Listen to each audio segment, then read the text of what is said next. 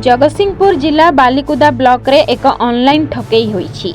Block अधीन अनंतपुर फांडी और बंदर सामुद्रिक थाना अंचल रे ह्यूज इंडिया नामक एक ऑनलाइन आप माध्यम रे 20 कोटी रु ऊर्ध्व अर्थ ठकई होइथिबा नै अनंतपुर फांडी रे लिखित अभियोग होईछि। अंचलर अनेक महिला निजर सुभद्रा टंका एही आप रे लगाई सर्वशांत होइथिबा जणा पड़िछि। पुलिस अभियोग को भित्ति करी तदंत आरंभ करिछि। अभियोग मुताबक गत 5 मास तले कटक रे एक घरोई संस्था कार्य करुवा स्थानीय अंचलर जड़े व्यक्ति कटकरू दैनिक अवसर प्राप्त सेना कर्मचारी माध्यम एही आप को बालिकुदा अंचल रे लोकाभिमुखी करने सह ग्रामर केतेक महिला और जीवपीढ़ी को एथिरे सामिल करथिले।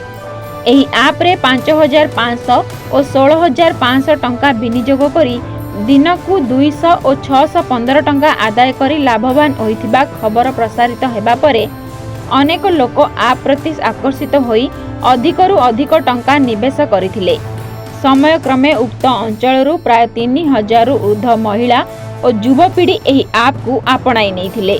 अपर पक्षरे जणे अन्य जन को एही आप रे जोड़िले 10,500 टंका वालेट को आसुथिला। अनेक महिला निजर सुभद्रा टंका को एही आप रे लगाई थिले। एक सप्ताह तले एही आप टंका उठाण व्यवस्था बंद कर देथिला। एपरिकी आप को उन्नत मानर करा जाई उठाण प्रक्रिया को दैनिक करा जिवो बोली संस्था पक्षरु कुहा जायथिला।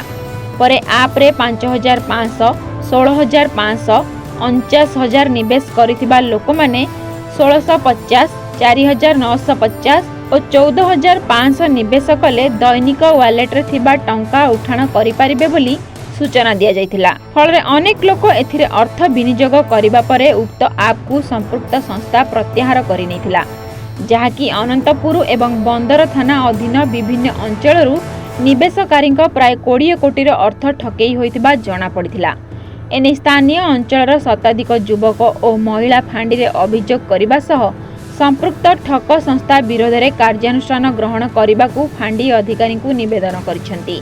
एने फांडी अधिकारी भास्वत रंजन राय को पचारिबारु अभियोगर तदंत कराजिबो बोली कहिसेंती। बालिकुदारू तीर्थवासी दास को रिपोर्ट समाज लाइव।